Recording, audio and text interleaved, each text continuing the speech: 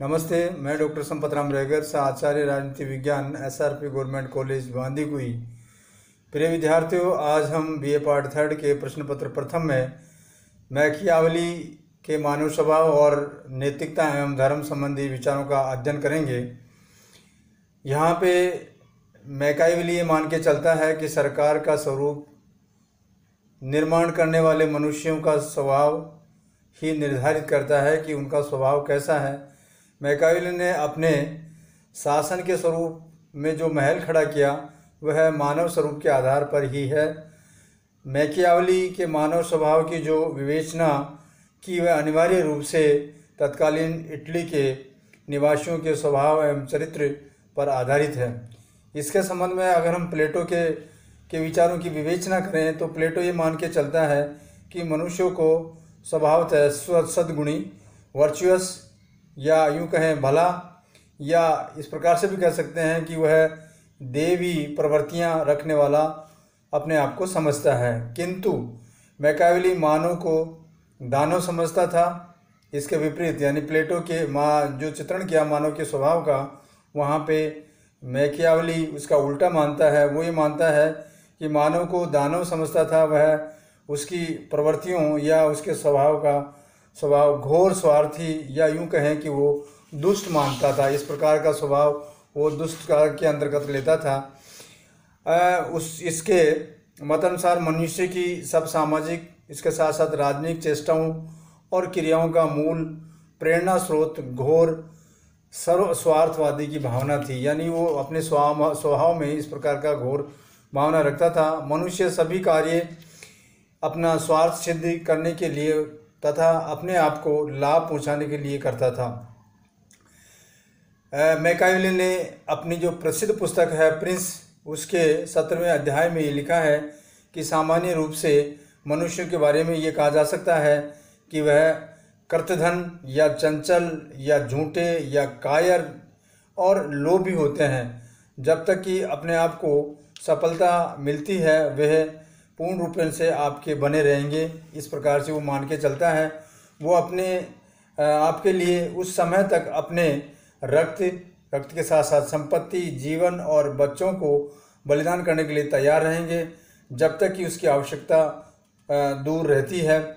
जो ही वह आवश्यकता निकट आती है तो वे अपने आप के विरुद्ध विद्रोह भी कर सकता है। ऐसा मैकियावली मान के चलता है। मनुष्य जब तक किसी भी आदमी से प्रेम करेगा तब तक वह उसका स्वार्थ सिद्ध नहीं होता है। जब उसका स्वार्थ सिद्ध नहीं होता है तो वह विद्रोह भी कर सकता है, यानी उल्टा काम भी कर सकता है। मनुष्य प्राय दुर्बल, अज्ञानी और दुष्ट होते हैं तथा आवश्यकता पड़ने पर ही भले बनते हैं, ये मान के चलता है। मैकियावली की दूसरी पुस्तक डिस्कोर्सेस में उसने मानव को दानवता का विस्तार से प्रतिपादन किया है कि मनुष्य मुख्य रूप से दानव है। अगर हम बात करें यहाँ हाब्स की, तो हाब्स की तरह ये मान के चलता है कि मनुष्य में असीम और अनंत इच्छाएं हैं, उनकी पूर्ति के लिए वह सब कार्य करता है। उसकी बड़ी इच्छा संपत्ति रखने की होती है। यानी इसके बारे में हाब्स ये कहता है कि मनुष्य का मूल स्वभाव संपत्ति रखने का है। मनुष्य पिता की मृत्यु का दुख भूल जाता है पर पैतृक संपत्ति का छिनना जाना कभी नहीं भूलता। यानी अगर पैतृक संपत्ति छिन रही है तो उसको वो कभी नहीं भूलेगा। पिता की मृत्यु तो भूल सकता है पर पैतृक संपत्ति नहीं भूलेगा। अतः वह राजा को यह उपदेश देता है कि मनुष्यों को प्राणदंड भले ही दे किंतु उसकी संपत्ति ना छीने। अपने भौतिक स्वार्थों की पूर्ति के लिए वे स्वतंत्रता, साथ साथ में संपत्ति और स्वशासन की आकांक्षाएं वो रखता है। इसके साथ ही वो इसके अलावा मानवीय स्वभाव का एक और तत्व भी महत्वपूर्ण है, वह है भय। मैकियावली का विचार यह है कि भय प्रेम से भी बढ़कर के मानव जीवन को प्रभावित करता है। ऐसा मैकियावली मान के चलता है। अतः राजा को प्रजावत्सल्य ही नहीं अपितु ऐसा भी होना चाहिए कि वह लोग उससे सदा डरते रहें, यानी उससे भय खाते रहें। तब तक वे डरते रहेंगे तब तक राजा से प्रेम करेंगे या करते रहेंगे और उसके आदेशों को मानेंगे। एक कुशल शासक मानव प्रवृत्ति की निर्बलताओं को यानी कमजोरियों को दृष्टि में रख करके कपट, इसके साथ साथ छल का प्रयोग करके अपने आप को शक्तिशाली और भयंकर रखते हुए भी अच्छा शासक बन सकता है, ऐसा वो मान के चलता है। सांसारिक सुख की इच्छा के कारण मनुष्य लोभ, हिंसा आदि दुर्गुणों की ओर प्रवृत्त होता है। वह सुखी संपत्ति से प्राप्त होती है। संपत्ति का उपभोग करने के लिए ही मनुष्य स्वतंत्रता और स्वराज्य चाहता है। सामान्यतः जनता अपने जीवन और संपत्ति की रक्षा चाहती है।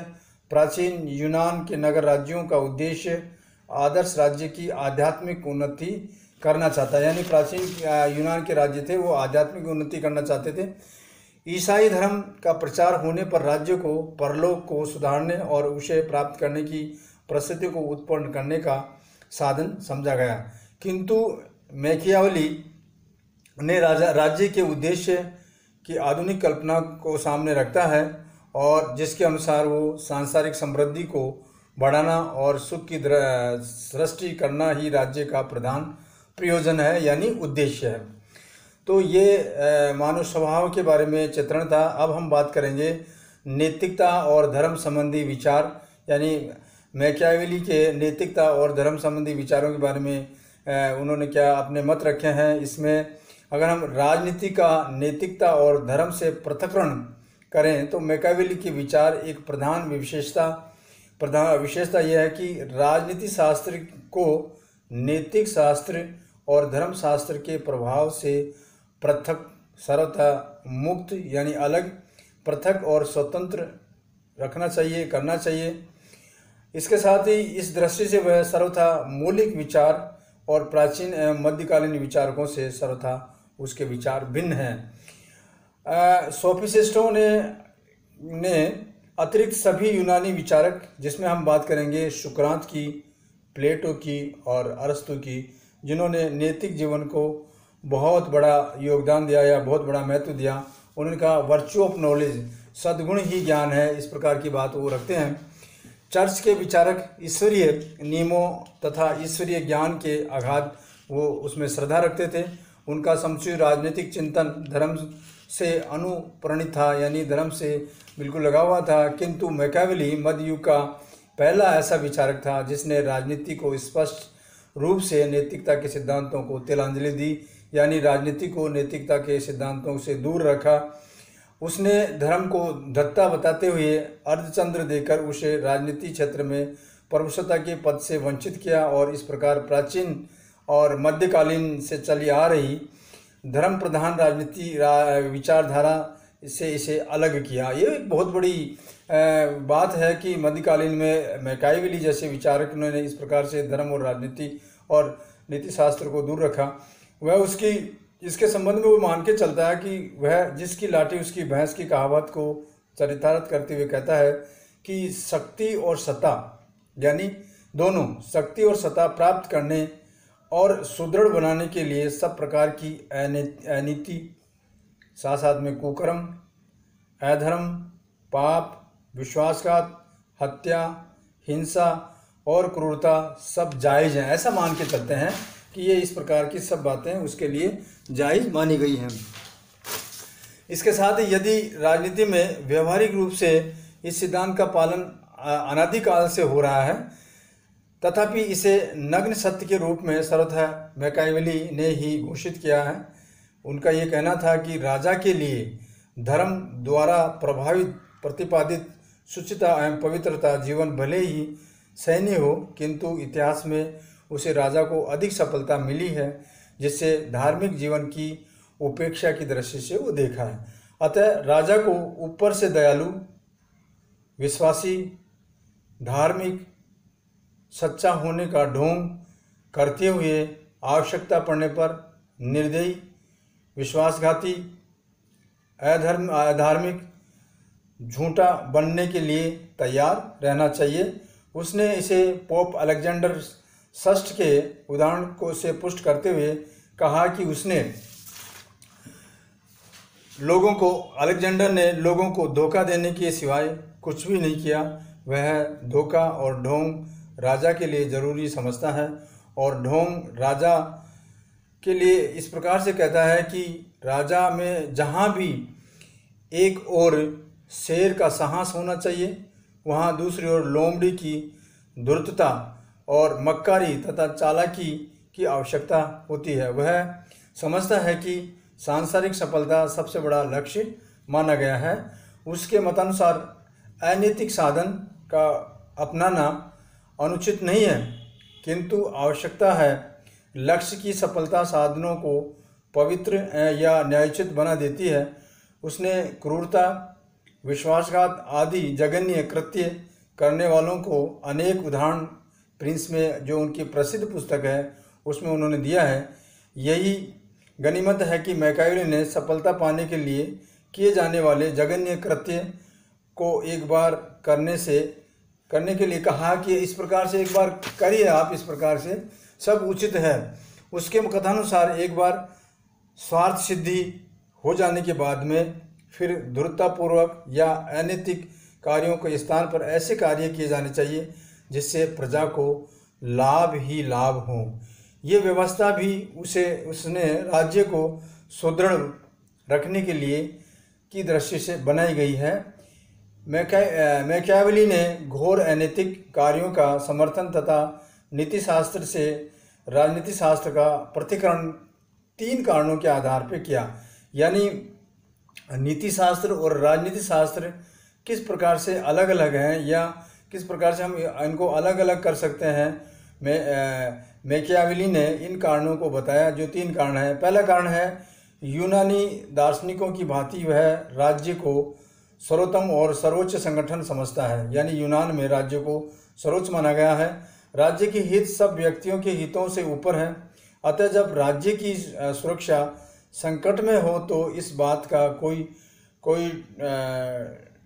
विचार नहीं करना चाहिए कि क्या न्यायोचित है। अगर राज्य इस प्रकार से संकट में है तो क्या न्यायोचित है या क्या अन्यायपूर्ण है, क्या दयालुपूर्णता है या क्या निर्दयतापूर्ण है या क्या गौरवपूर्ण है या निर्लज्जतापूर्ण है। इन सब बातों को दूर हट करके राज्य को सर्वोपरि रखा जाता है। तो इस संदर्भ में हम ये कह सकते हैं कि फिर नैतिकता कहीं भी नहीं आती है, नैतिकता का कोई अर्थ ही नहीं है। तो इस प्रकार से राजनीति और नैतिकता को पृथक किया है। दूसरा जो कारण है वो यह है कि उनका यथार्थवादी दृष्टिकोण तथा वस्तुओं के वास्तविक सत्य तक पहुंचने की आकांक्षा है। वह मनुष्य की घोर स्वार्थी मानता है, मनुष्य को एक मानता है कि ये घोर स्वार्थी है और राजनीति की प्रधान प्रेरणा स्वार्थ सिद्धि है। तो फिर नैतिकता कहाँ आती है। इसलिए नैतिकता और राजनीति को स्वतः ही अलग मानना चाहिए। अतः इसकी पूर्ति के लिए किया गया प्रत्येक कार्य न्यायोचित है। जब उस समय ईसाई जगत में सबसे बड़े धर्मगुरु समझे जाने वाले पोप अलेक्जेंडर षष्ठ ने के संबंध में मैकियावेली का ये मत था कि उसने जीवन भर धोखा देने के सिवाय दूसरा कोई कार्य नहीं किया। यानी जो सबसे बड़ा धर्मगुरु था पोप अलेक्जेंडर षष्ठ, उसने हमेशा धोखा दिया। तो फिर नैतिकता की बात कहाँ से आती है। तो इस प्रकार से वो उसको अलग मानता है। जीवन भर धोखा देने के सिवाय उसने कोई कार्य नहीं किया और साथ में अन्य व्यक्तियों को नैतिक आचरण की कल्पना स्वयं की जा सकती है, तो ये संभव नहीं है। इस प्रकार से हम तीसरे उदाहरण की बात करते हैं तो उसका जो शक्ति को और वीर पुरुषों को असाधारण महत्व देता है। इसके संबंध में शक्ति प्राप्त करने वाले पुरुषों को वह वंदनीय समझता है। अतः शक्ति प्राप्त करने के लिए किसी भी उपाय का अवलंबन करना उचित समझा गया है कि किसी प्रकार से शक्ति प्राप्ति हो जानी चाहिए।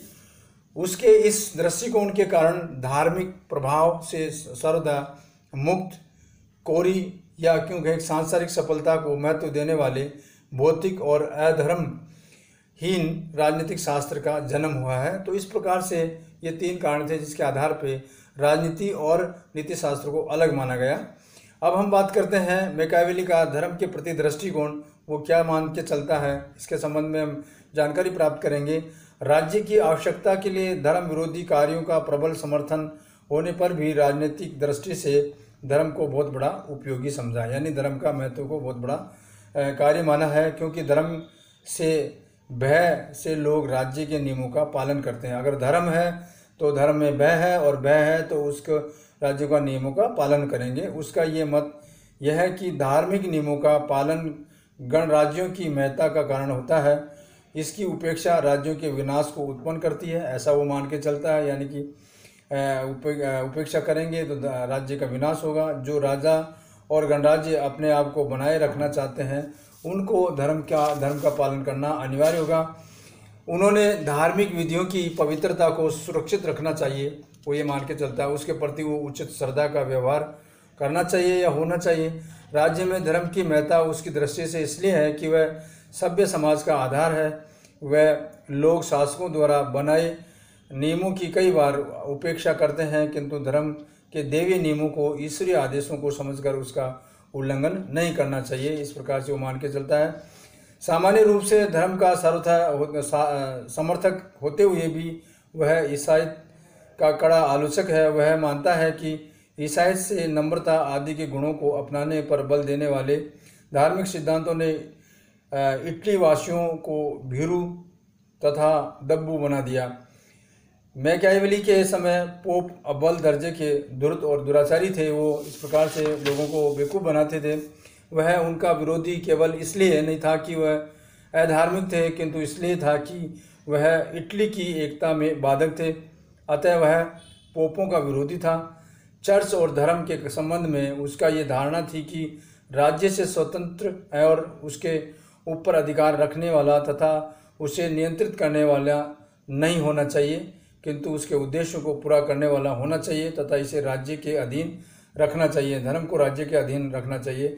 अब हम आलोचना के संबंध में ये कह सकते हैं कि मैकियावेली ने धर्म और नीति शास्त्र की घोर उपेक्षा की है, अनदेखी की है। वह इसका उपयोगी उस हद तक वांछनीय समझता था जहाँ तक कि वो राजा के लिए, राज्य के लिए उपयोगी हो। इटली की तत्कालीन परिस्थितियों से उसकी दृष्टि इतनी सीमित और मर्यादित हो चुकी थी कि वह मानव समाज में इनका सही महत्व आंकने में असमर्थ रहा कि हम इस प्रकार से इनका सही महत्व कैसे आंकें और किस प्रकार से इनको मान के चलें। इस विषय में सेबाइन सत्य ही लिखता है, या सेबाइन के विचारों से हम ये अवगत होते हैं या कह सकते हैं कि यह निश्चित है कि 16वीं शताब्दी के आरंभ में मैकियावेली ने यूरोपियन विचारधारा को बिल्कुल गलत रूप से चित्रित किया। उसकी 2 पुस्तकें लिखे जाने के 10 वर्ष के भीतर ही प्रोटेस्टेंट धार्मिक सुधार आंदोलन के कारण राजनीति और राजनीतिक चिंतन मध्ययुग की अपेक्षा धर्म से अधिक संबद्ध हो गया, जुड़ गया। मैकियावेली का यह ऐसा विचार इटली की सामाजिक परिस्थितियों के कारण था, क्योंकि वहाँ इस प्रकार की सामाजिक परिस्थितियाँ थी जिसके कारण इस प्रकार का विचार आया। यदि वह किसी दूसरे देश में होता या धर्म सुधार आंदोलन के बाद लिखता तो निश्चित रूप से वह धर्म की ऐसी उपेक्षा नहीं करता, वो धर्म के साथ में चल के चलता। धन्यवाद।